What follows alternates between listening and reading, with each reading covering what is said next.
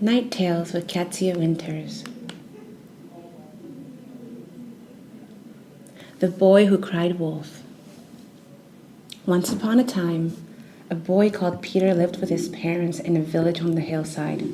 His parents, like most of the other people in the village, were sheep farmers.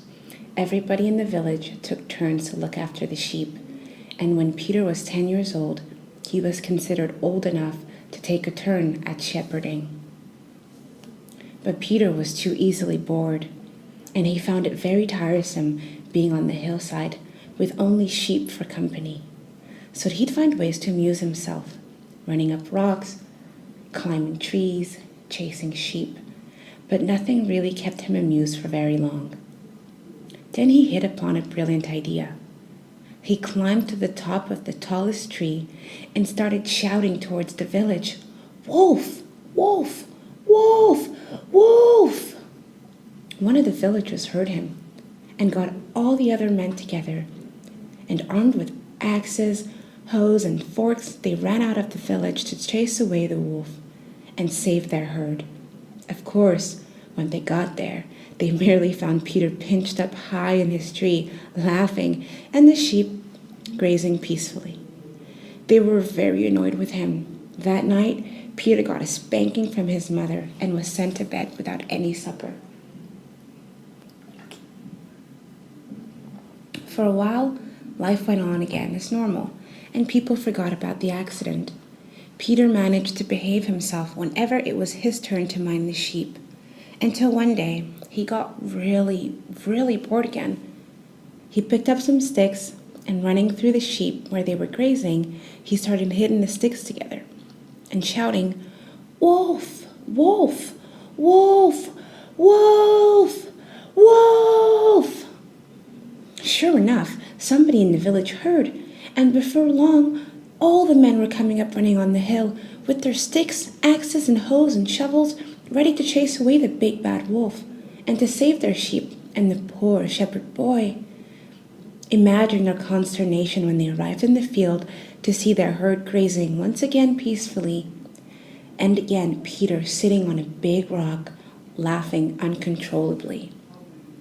That night, Peter got a good telling off, an even better spanking from his mother, and was again sent to bed without any supper.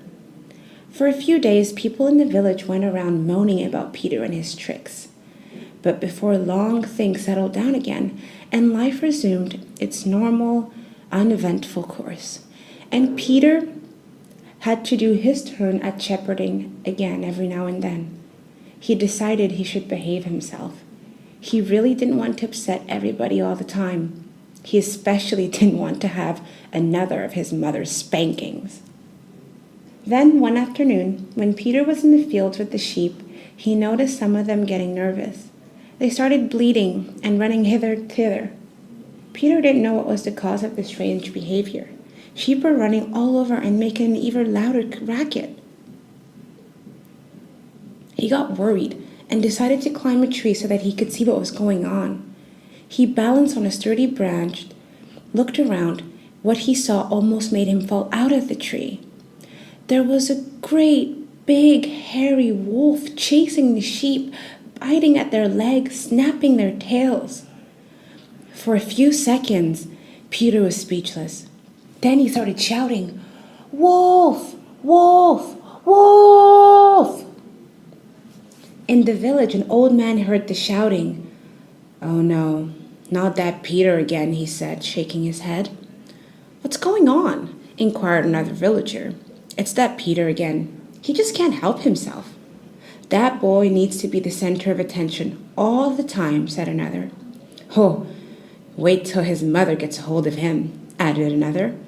Nobody believed that this time there was really a wolf, and nobody got their hoe out, or their axe, or their shovel. All the sticks were left in the shed, and nobody rushed up the hillside.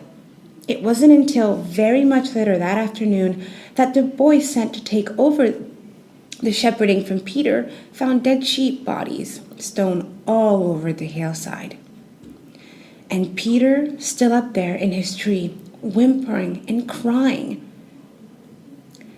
It wasn't until then that the villagers found out that there had really been a wolf this time. At last, Peter learned his lesson. Indeed, if you always tell lies, people will eventually stop believing you. And then, when you're telling the truth for a change, when you really, really need them to believe you, they won't.